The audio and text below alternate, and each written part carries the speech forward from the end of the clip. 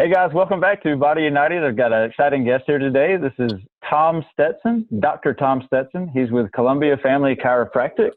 He is a chiropractor, and he was team chiropractor for Team USA in the 2012 London Olympics for the judo, wrestling, and weightlifting teams.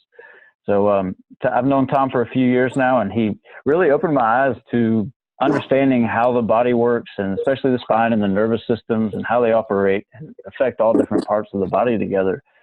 And so Tom, if you were to summarize your practice in one sentence, would you say that you just focus on root cause healing? Is that accurate? I'd say that's very accurate. Yeah, what frustrated me a lot growing up was that I found a lot of clinics are focused on symptoms and the treatment of symptoms, and a lot of disease focus and not health focus. So we primarily seek out cause and then address that through chiropractic being one of our main tools. But if it's a deficiency, nutrition, if it's a toxicity, detoxification, if it's a movement issue, get people moving again. But yeah, cause related focus is a good way to sum it up. Cool.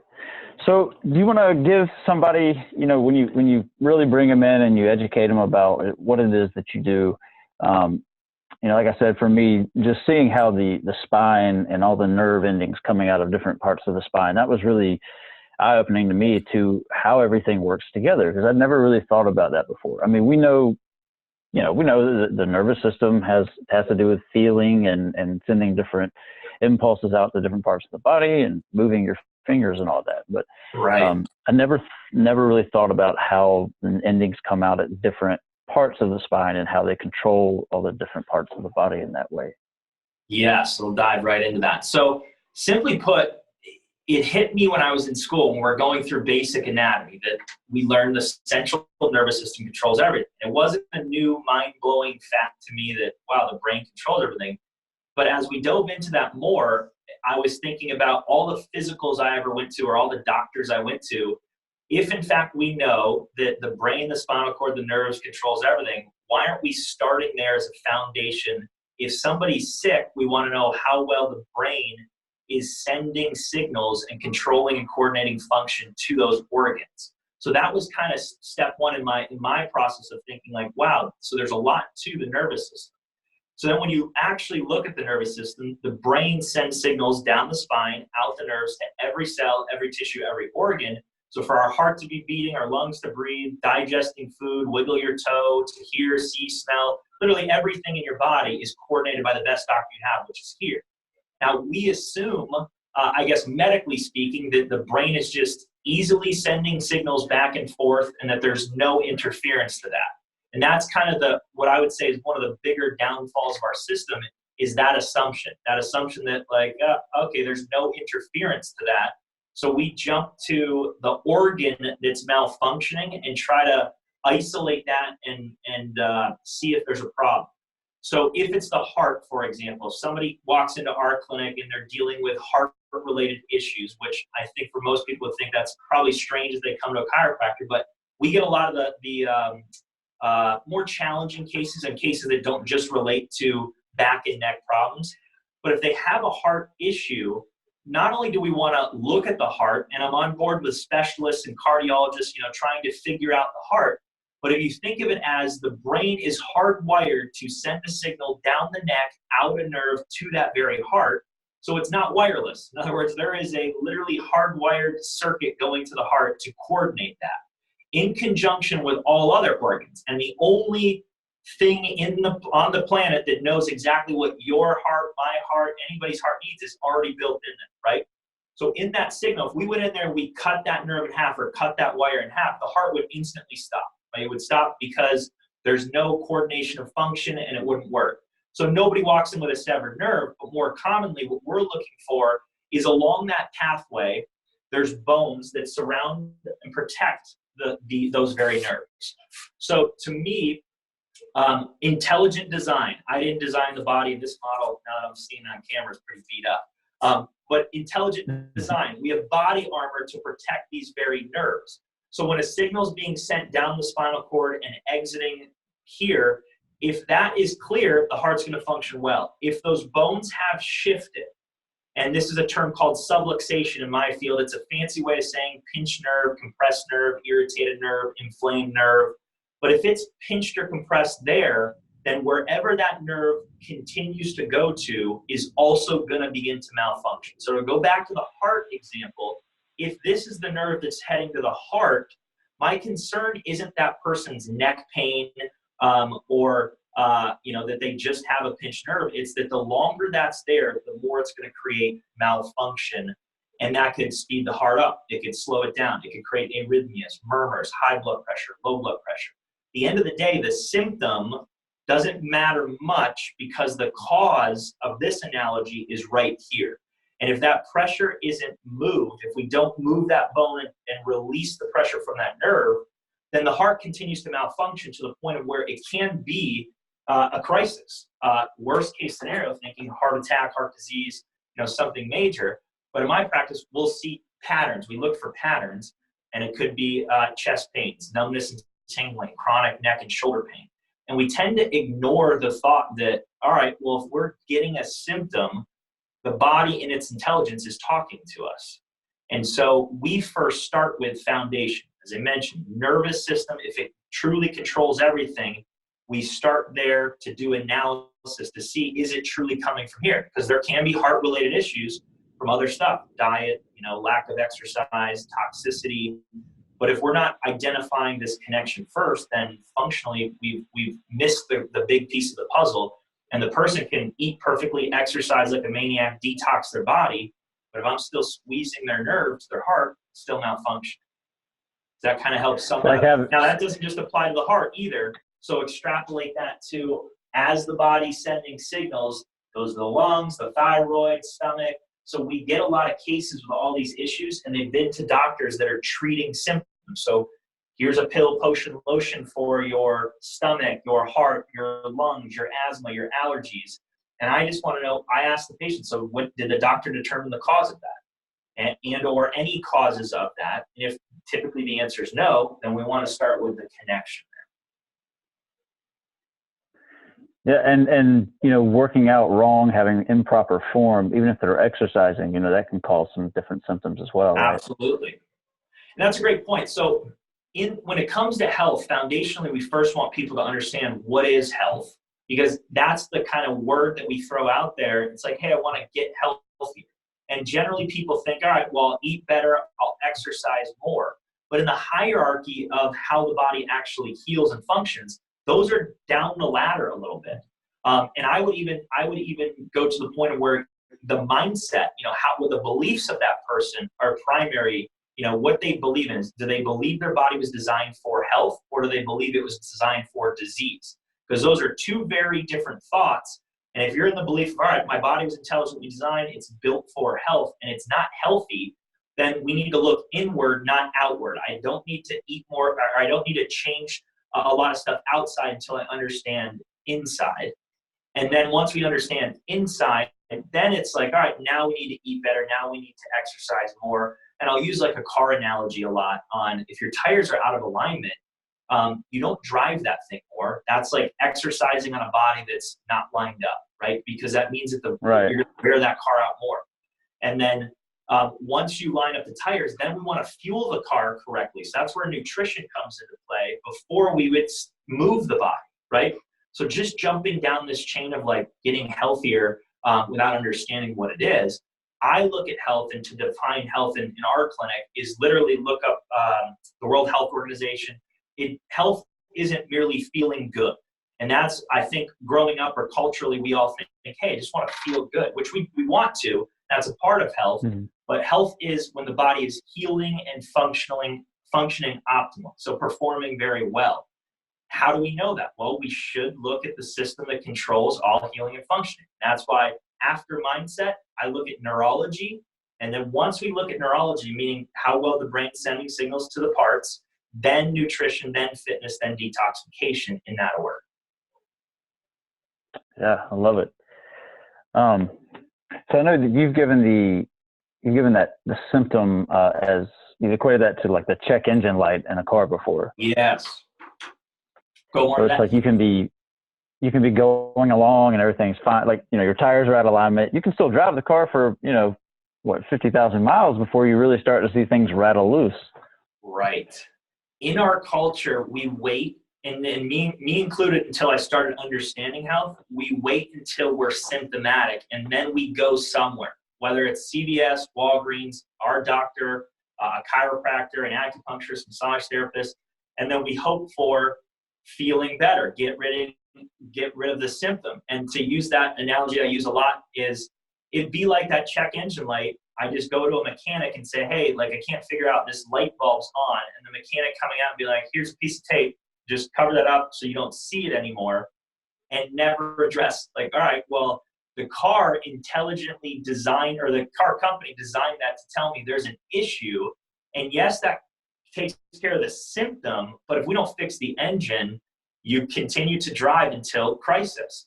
So when we hit a threshold of symptoms in the body, people need to understand that happens over the course of it can happen immediate with a trauma, car accident, bad fall, sporting injury.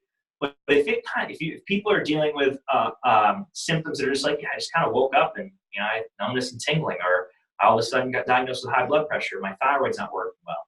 That happened over the course of weeks, months, years, sometimes even decades, where then all of a sudden it's like, heck, that symptom showed up, but the cause started so long ago that we got a lot of work to catch back up. Yeah. So I know for myself, like when I first came to you, I wasn't experiencing a lot of body issues. I've always been in pretty good health, but I was working like crazy, sitting in front of a computer a lot, which I still do. But, I had a few years prior to that, I had this on and off, really intense pain in my hip, which, I would stand up and it would be the most debilitating pain ever. I would collapse on the floor. And this would only ever happen like after I'd done some heavyweight squats. It would happen like a day or two after, I guess, after the muscles had weakened. So I had been, when it first happened, I had been to an orthopedist, and they did an x-ray, and he basically said, oh, you could do the stretches. And right. He also said that, I think you're probably just going too far down in your squats, which was not the case. I wasn't going down really that far at all in my squats. But what had happened after I came to you, what I'd learned is that my pelvis was shifted like this, just from, I don't know whether it was just from sitting on my wallet, which I had done forever. But yeah, my pelvis was shifted a little bit. My spine was perfectly straight. So it was just in my pelvis. And so once you gave me those wedges, and it basically shifted my pelvis back into alignment, not only did that pain, I haven't had that pain since, but I can also go down further in my squats, and my range of motion has increased. And so that really hit home for me. Yes.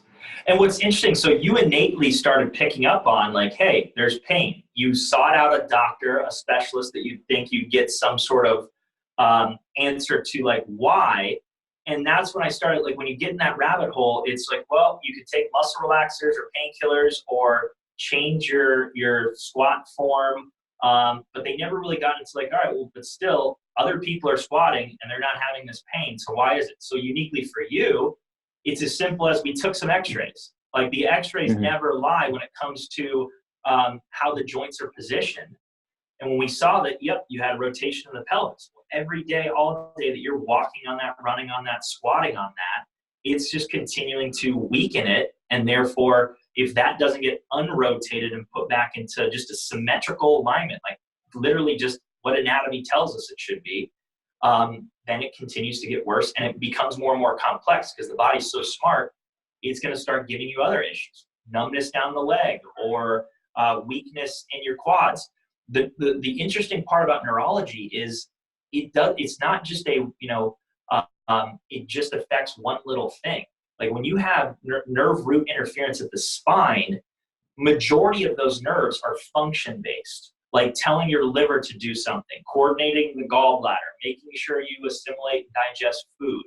Well, those are things that people don't think about. They're just happening all day, every day in our body, but we don't feel it. So we just don't think like, oh, there's stuff going on. Well, that's the majority of the nervous system. By the time we feel it, we've crossed the threshold of like, holy cow, it's been going on for long enough that my body's telling me. And two, it's been giving me patterns of symptoms of, oh, that makes sense why if I have lower back or hip issues, the next step is where else those nerves go to. Bladder, prostate for men, reproductive issues, digestive issues. And we don't know what the outcome is going to be for each individual, but we've seen cases where women can't get pregnant, and it's not because they're not fertile or God didn't design them well. It's because of compression to the nerves in the lower back that control reproductive organs. So they could spend thousands upon thousands of dollars trying to find or force the uterus and reproductive organs to do their job, or they can look at the wiring and go, well, if we remove the interference here, all of a sudden they're more fertile. You're talking things that change the course of history. When I think we've had 10 women over the course of being open for the last 9 years that have gotten pregnant that couldn't get pregnant because of that very thing. And I want to make sure like people hear this correctly, because when you read some of our testimonies and see people with asthma and allergies and high cholesterol and heart disease and diabetes and them reversing that, you'll never hear myself or any of my doctors say that we treated or cured that. I never want people to think like chiropractors are that we go through all these treatments and that we claim that we can cure everything. We never take credit for it. In fact, even somebody with back pain or neck pain, we don't say, oh, great, we healed you. All we're doing is identifying interference in the spine, and we're moving bones so that it releases that interference and allows the brain to do that healing. Like, we didn't get those women pregnant, right? We just removed interference. So I make sure my wife hears that correctly. It was that they just had interference, and when we remove that, it makes that process do what it was always intended to do, right? That's what's so exciting about that. You know, we'll get a lot of questions on like, so what things can't you help with, or what things can you help with? And always my answer is the same, in the sense that, well, if they're alive, they have a nervous system, and there's interference to it, I don't care what the name of the condition is. Because that's just some guy who categorized your symptoms and gave it a name. Who cares? Is there interference in the spine? Great. Then we're going to start with removing interference. Whether you have Parkinson's, MS, menstrual issues, all right, we're going to look at neurology and see if we can remove interference. And then we're going to look at the chemical interference. That's where nutrition and detoxification comes into play. And then we're going to look at emotional interference. And we have a saying around the clinic. It's like, we just remove interference. We have T-shirts that say remove interference, our water bottles, and that's our goal. Remove interference, because that's what's causing the issue, not treat symptoms. And when we remove interference, the body heals.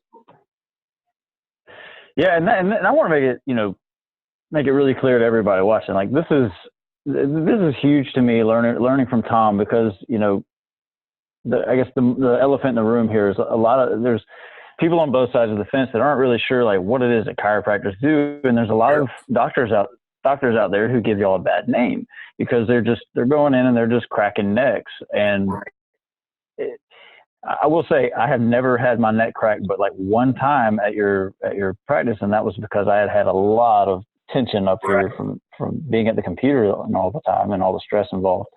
But out of the, gosh, how many visits did I do? Probably close to 40 or 50 visits. Yeah. It was never about cracking necks or cracking bones and all that. It was all about, making sure that all the muscles were tight where they needed to be tight, and making sure that my spine was in alignment, that my pelvis was starting to progress in the right direction. Yes. And doing x-rays is huge too. If you go to a chiropractor and they don't take x-rays, it's like they don't know what they're doing. Those are quacks, and they're not going to help you. Yeah, to me, it just adds a layer of guesswork. Like, so, and I try to never knock any chiropractic, in the sense that, like, in school, we learn how to palpate and identify. So it can be done, but what you're adding is like, well, why? We have this technology that we can see it. So we have touchscreen computers in our adjusting base so that we literally see the x-rays. So we're extremely specific in the process of correction. And then, as you mentioned, we like to take follow-up x-rays down the road, because we want to see, hey, your hip was rotated, is it unrotated? And symptomatically, you'll start seeing changes in performance, and that's cool. But again, I go back to like, all right, well, neurology is too important just to go, your symptoms are better, so see you later. We're more into like the orthodontist of the spine, where we're going, well, let's measure it. Let's see if it's actually now functioning well within the means of gravity in your day-to-day life, and then get a process or plan where you're taking care of it forever. Whether it's in a clinic or homework and spinal exercises to maintain all the hard work you put in. And so what was the other thing too? Because I know, like when I had first, like right before I came to see you, I was not really taking care of myself, but I was also eating like crap. And I remember there was something on the X-ray. Was it like a black area in my X-ray that by the next one it had gone away, and it was because I started eating better? So one of the things like gut dysfunction and gut permeability or digestive issues, a lot of times when people come in, on their paper, like for yours, for example, it might just say like hip pain or, back pain. But when we take an X-ray, a lot of times we'll see, all right, well, the bones are shifted in that lower back or pelvis, and there's a connection between that and the digestive system and the prostate and the bladder. So in that instance, when we see like a lot of black, it can either be backed up gas or feces that's literally not moving through the system, indicating to us there's some digestive stress. Now, then we go down the pathway of like, all right, well, one, neurologically speaking, your body's not capable of eliminating completely if there's compression on those nerves down in the lower back. Then two, yeah, there's dietary things that we want to look at to make sure we're making some changes there. And then once we know, all right, we're removing nerve interference, we're changing diet stuff, then when we re-X-ray, we want to see all that going away. We want to see that, oh, good, the gut's not holding on to or eliminating too fast. And that's what's wild. It can be constipation or diarrhea or bloating. And once we kind of identify, all right, well, there's dysfunction, remove the interference, and then we want to see that plaque going away. So it's plaque or you're saying black? Black? It's literally, so on X-rays, we want to see just bones, which show up white or a light gray. And so you will sometimes see muscle bellies and things like that, but so when we see big pockets of black, one, we want to first go, all right, is that something that's cancer eating away? Like there's an actual hole or gap, or more commonly, it's because there's organs that are on the outside and we're kind of penetrating through those and flattening those on an X-ray. We'll see overlap of air pockets or fecal pockets that when you shoot through that, it'll appear more black because it's not going through just tissue. There's backed up gas or feces in there. So basically, you can take an X-ray and tell whether somebody's full of crap. Right. That's one way to do it. Yeah, absolutely. Awesome. So, I guess what are some other? I know you've definitely explained a few, but what are some other, besides like the infertility thing? Like, what are some other like really interesting, crazy, like unexpected things? Yeah, crazy cases. Heal themselves. Quote unquote a couple of miracle cases that come to mind. We've had 2 deaf people that walked in that couldn't hear, and it wasn't they were deaf their whole entire life. So we knew it wasn't a congenital thing. They weren't born with it, but it was gradual loss of hearing. And so literally from, again, the nerves that go into the ear, it's usually this top bone, which is the atlas. It's the most important area because it surrounds and protects the brainstem. By adjusting that within, I want to say, a few weeks, it literally regained their hearing. I had a lady who couldn't smell.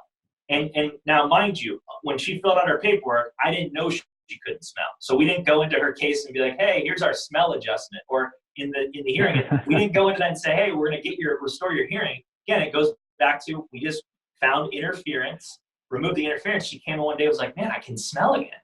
She's like, I didn't think that was possible. I was always told that this is it. And again, it was because, and it's not that they would have been wrong. If she would have left that interference there, she would have never smelled again. And not to mention the other things that go on with that. We see people's vision improve all the time. So where, we've had a person who was reversing glaucoma. The thing that we've realized, and again, there's not much that surprises us anymore. We give so much, I personally give so much credit to, we were born, literally 2 cells came together and formed us in 9 months. There's so much intelligence to that whole design that when we're birthed, I go back to, well, that intelligence is still present. And if we can remove interference, that's the greater wisdom of all this. And that's why I don't get too hung up on well, medicine says this and research is telling me this. Who cares? We know this much about the body right now. So we're basing health choices and decisions about what some guy in a research lab figured out, and is this theory right now.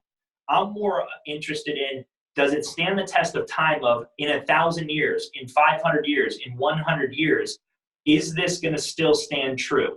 And I give examples to my patients on like sleeping, right?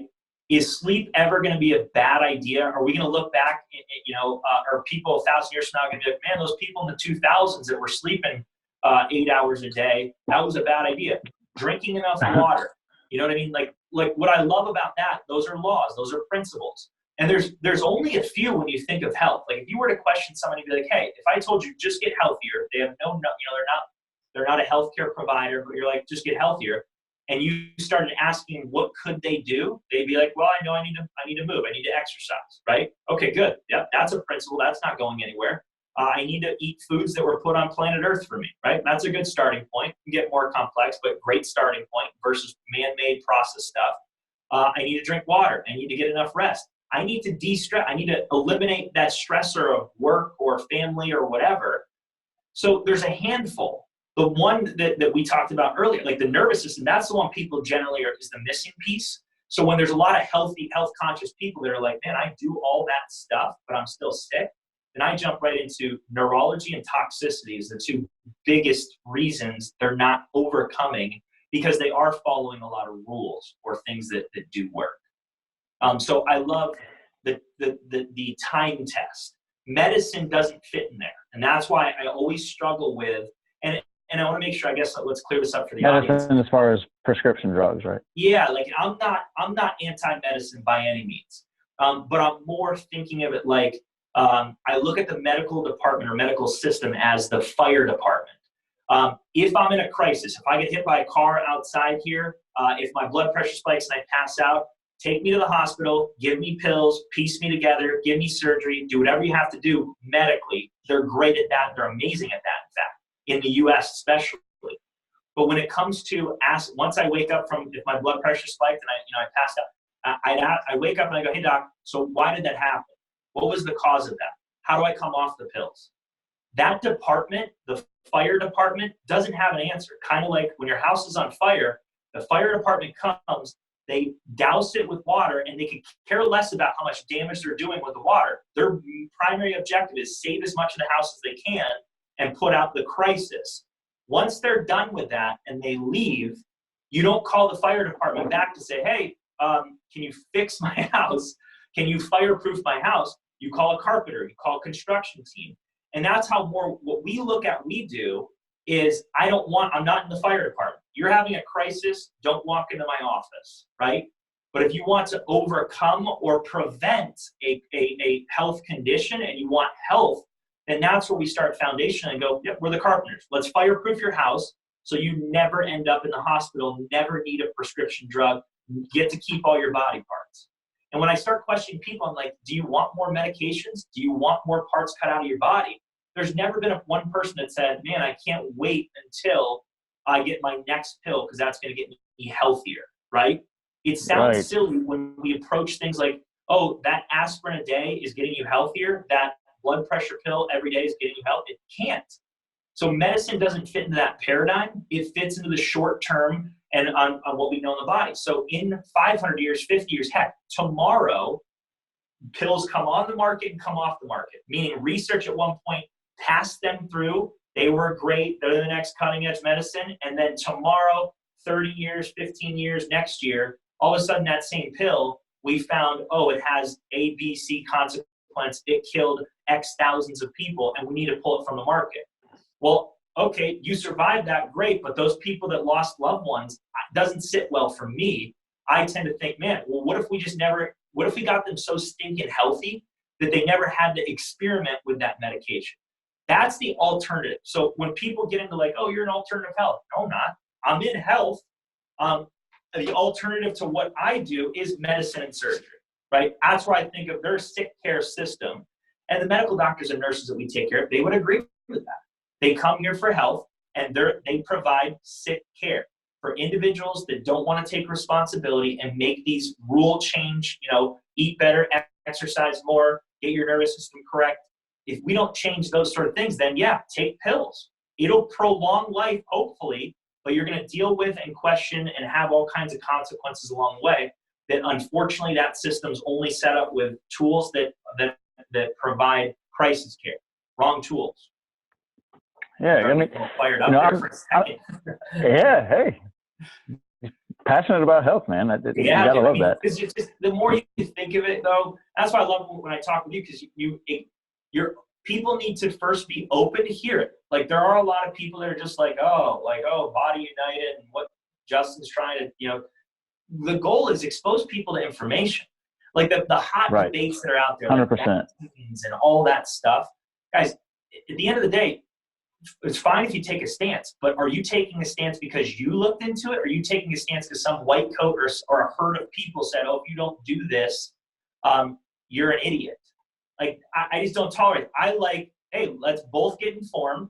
When it comes to health, it's your body. I'll never force you to do anything. But once you understand it and it's logical, it's very, like, I think of it as like nature driven. Then you start going, man, that makes a heck of a lot of sense. And when you apply it for long enough, then you start feeling, then you start going, yeah, I can't believe I grew up in a healthcare system for 20 plus years of thinking like, oh, they know everything. Oh, I just listen to them.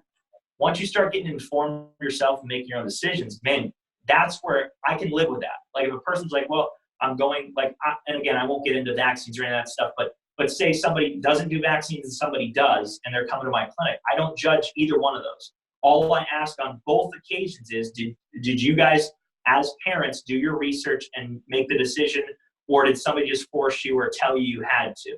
And if that's where we stand on that, like, all right, the person who vaccinated their kid, great. And we live with the outcomes of that. The person who didn't vaccinate their kids, and we live with the outcomes of that too. But at least they can live with themselves and be like, well, that was our decision. And as parents, me as a parent, I have to make a lot of hard decisions. And as long as I'm on board with like, all right, I did my due diligence, I can live with consequence.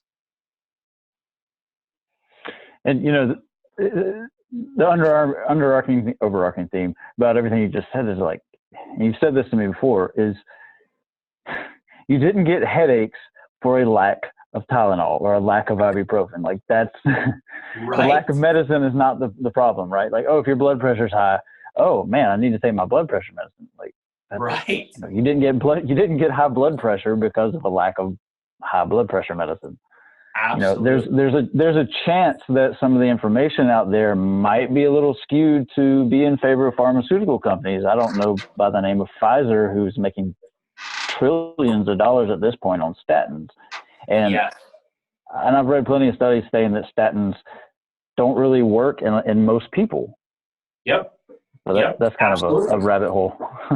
It's a whole, it absolutely is. But so like what I would teach a patient is exactly what you said. You got to go down and start with a principle and think like, all right, so that's a chemical, a statin. So let's not even think about like what it can or can't do. Just take it as what it is. It's a chemical that somebody created in a lab to lower cholesterol, right? And the research will show it will lower cholesterol. But a better question is why? So why did the body elevate cholesterol? Number one. Two, does high cholesterol does lowering it help? Three, does it significantly reduce or eliminate your risk of what is getting heart disease, right? And when you start asking those questions, you start going, wait, it's a chemical. Chemicals shouldn't be in the body, so there's going to be issues.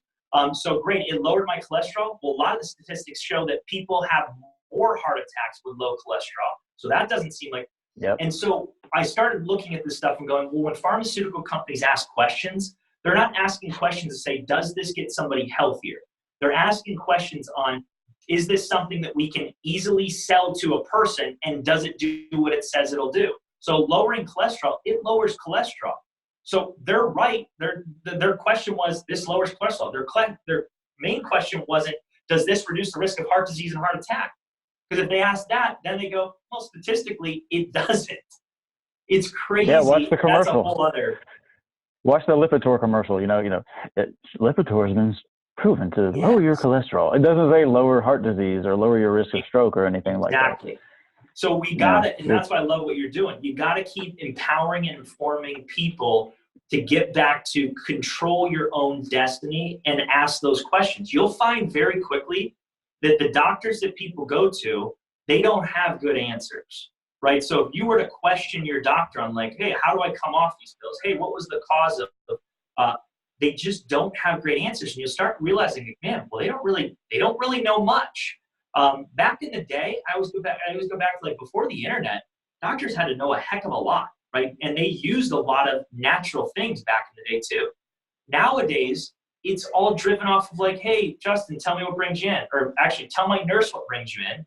They give me a list of your symptoms. We go punch it in the computer. It says, oh, you have this, and and the standard of care tells me I got to prescribe you these, or I have options to prescribe you these pills. Oh, cool. This one kicks back. I get a free lunch out of that one. Oh, this.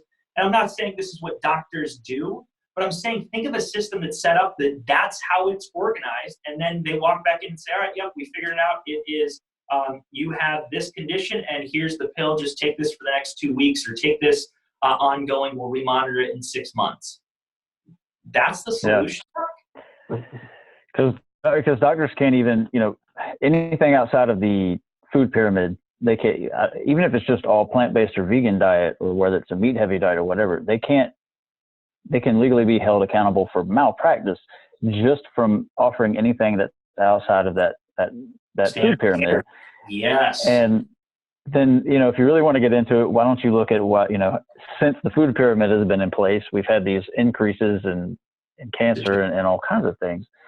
And I really, at a Body United, I really want people to know that we're looking out for them. And I'm trying to make people understand that they need to be a lot more critical than about all the information that they're giving out there, because there's a lot of money on both sides of the aisle that people are trying to make. And there's a lot of studies that are pounded into us for years and years and years, and they're just not true. They're just, right. They support a system that's in place to make money. And, yes. Making money isn't a bad thing overall, but when it comes to affecting people's health, yes, it can be a bad thing. And it's a good point. I mean, it goes back to people need to ask the question or look at results, right? A lot of times people use this, and this is, we're in a society now where like health insurance, they're basing their health decisions on, are you covered? Is that the right question? Or should the question be, can you help me first? And then are you covered? Like it doesn't hurt if you're covered by insurance. But when we think like, oh, we're just basing it on, we'll go to a crappy doctor for 20 plus years because we like him, we're getting sicker, we're more medicated, versus stopping and going like, has he gotten me or she gotten me healthier? And why do I go to this ABC doctor, right? Why don't I look at something else and look at the results of that doctor, that clinic? Like ask, if you're trying, like if somebody's trying to come off a cholesterol medication, ask the doctor how many people he's gotten off the cholesterol pills. If he says 0 or she says 0, I'd probably choose another one if that's your goal. If you're on a high blood pressure pill, diabetes, we're in this culture where we're managing disease and not reversing it. And so I want to go to doctors that reverse it, or specialists or nutritionists or people that are going to give me information that I can reverse. You walk into friggin' CVS now, and it doesn't say, there's diabetes management areas where it's like, oh, here's some stuff to manage your diabetes. Where's I go in there and ask them where the diabetes reversal area is of CVS, right? Because they don't want things to go away. They want to continue to keep, stealing hope from people. It's crazy. It is. And, I know we can go down the rabbit hole with a lot of this stuff. I really want people to, if you've watched this and you have a lot of questions about chiropractor or anything that we've discussed in this video, I really want you to leave a comment and definitely subscribe to the YouTube channel, because I think Dr. Tom and I are going to have a lot more to discuss later on. And we're going to have to come back and make some more of these videos. And absolutely. Feel free to direct message me. Our clinic here, Columbia, South Carolina, or Columbia Family Chiropractic. Post us messages there. We're happy to answer questions. If you're in the area, pop into one of our classes. And yeah, we're more of getting people to the right place. So identifying cause. If we can help, awesome. We'll talk about that. If I can't, like I said, I will steer you to exactly who I think will help you. Awesome. Well, thanks so much, Tom. You got it. Appreciate it. We'll talk to you soon. Take care, man. All right, man. Take care.